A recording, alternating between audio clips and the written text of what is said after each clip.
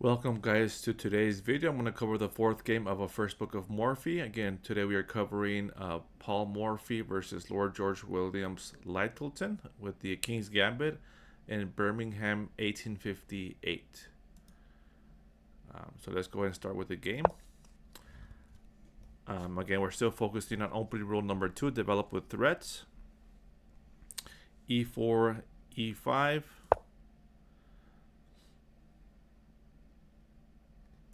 F4, EF4. Captures F4. Knight F3.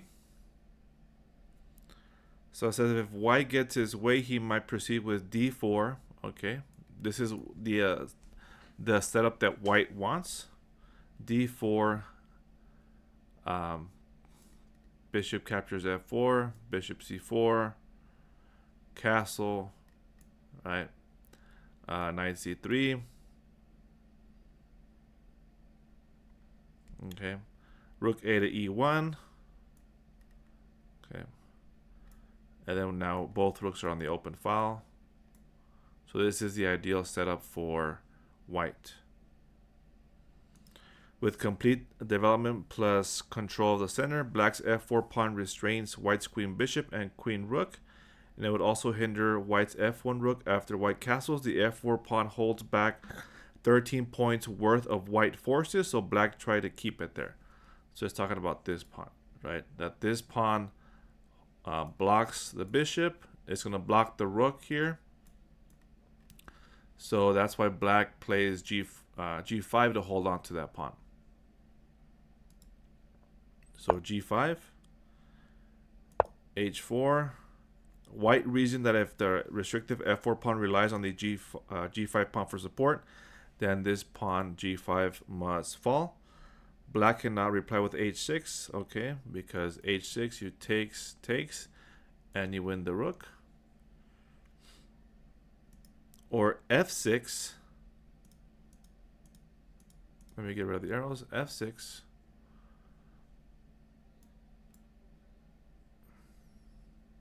Due to knight G5, F captures G5, queen H5 with an attack, right? So F6. Knight takes, right? And what's the threat? Again, it clears the path for the queen, right? So if knight takes, pawn takes, then queen h5 with a check, and then king moves, and now there's an attack on the king.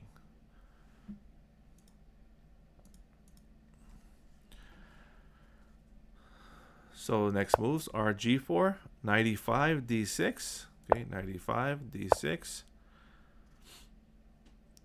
Knight captures g4, bishop e7, developing with the threat that white couldn't answer with a counterattack, so white played to control the center instead. For this reason, some prefer the move number 6 instead of bishop e7, knight f6, which makes a lesser threat but is more pertinent to the center. So again, different option, right? Because here it's attacking this, but instead of this, if you take out the knight, then it's not really much of a threat. I mean, white could take, but then now queen takes, then you develop your queen with the recapture, and then knight is playing, black is playing the knight to control the center, right? So bishop e7, d4, bishop captures h4 check, knight f2, bishop captures f2, okay, and then king captures f2, right? So in this position, black might think he is doing well to prevent white from castling, but white's inconvenience is balanced. So what's the inconvenience? That the king is here, right? The king is out now to the second rank and cannot castle. And what's the compensation? What does white have that is benefiting his position? Greater center control, right? The two pawns in the center. And a better development of the rook, right? So this is helping white. The most mobile piece on the board. Grandmaster Korchnoi recommended the quirky queen g5, which holds up f4 and might lead to queen g3 to strengthen the pen. So again, instead of bishop captures f2, the Grandmaster Korchnoi recommended queen g5 and then queen g3 to strengthen the pen. Now, if that's the case, again, if we just kind of guess what white might play, right? queen g5. Now again, black cannot play bishop e3 to defend, so how is he going to defend the pin? How is he going to defend this? Rook here, right? And then we find some other type of move. Again, rook, bishop takes, pawn takes, and then now maybe the queen goes to g1. That's a possibility, right? But that was the recommendation from Grandmaster Reuben. So king captures f2, knight f6, knight c3. Much weaker is 10, bishop f4, knight e4. Okay. Knight c3, queen e7. If black looked ahead to white's 13th move, he might have seen that he is bringing out his queen too early. A better move that also develops with the threat is bishop g4, though it seems that black loses time by moving the bishop twice with move number 11, bishop e2, bishop e2. He regains the lost move after queen e2, knight c6. Okay, so I think this is the alternative, right? It might, and again, he's saying that it looks like he's losing time by moving the bishop twice to capture.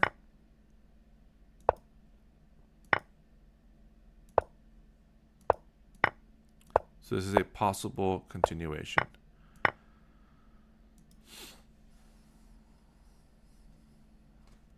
So we have bishop f4. Bishop captures f4. The best way to deal with an opponent's threat, said the great teacher Purdy, is to find some way to ignore it. White nonchalantly continues his development. After black carries out his threat to e4, white reveals a bigger threat in reply. Okay, now we have knight captures e4. Knight captures e4, queen captures e4, bishop e5 check. The most aggressive move that brings up new force and additionally menaces 14 rook e1. So this is a threat, right, from white. King f8.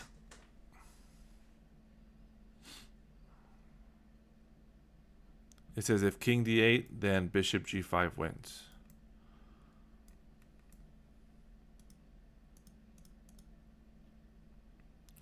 Bishop h6, check. Black's threat of queen f4 is handled, and the king is trapped. So this threat, this check is blocked. This square is blocked by the bishop, the white bishop. King g8, rook h5. Bringing up more force with the threat of rook g5.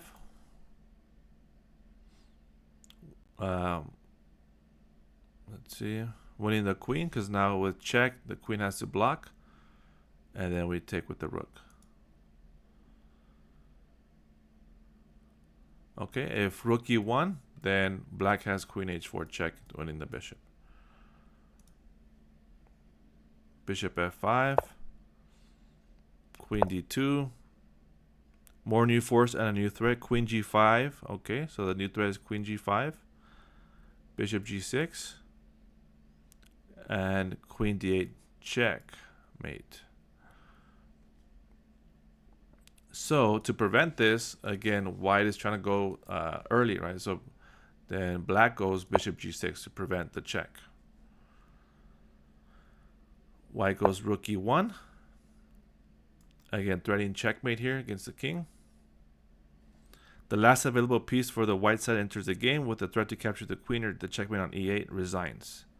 Okay, so let's recap the game from the beginning real quick. Just find some maybe moves where black wasted time not developing and moving other pieces twice. Okay, so King's Gambit. Again, this is a pawn move, not developing move in order to hold on to the pawn. Again, white, black could have played knight c3, knight f6 to develop a piece. Instead, he chooses a pawn move. White plays another pawn move. Black plays a third pawn move. And again, to attack the knight, right? So here, black could have had his knight develop and his other knight develop here to these squares. Again, white moves his knight again. Black plays a fourth pawn move. Again, if you look at the different choices black could have made, he could have had his knights here already and possibly developed his bishop to here before playing the pawn move. or developed his bishop somewhere else to here. White takes. Okay, now black develops. White controls the center. Black takes with check. And now here again, black has wasted a lot of moves, making pawn moves, moving the bishop 3 times, right? So all these are time-wasting moves. Takes, and now he develops, right? Again, white defends the center with knight c3, defending the e4 pawn. Black attacks the e4 pawn again. White ignores the threat, takes. So this is a sacrifice, or winning a capture, right? Black wins a pawn. Check, check. And at this point, again, your king is still open, right?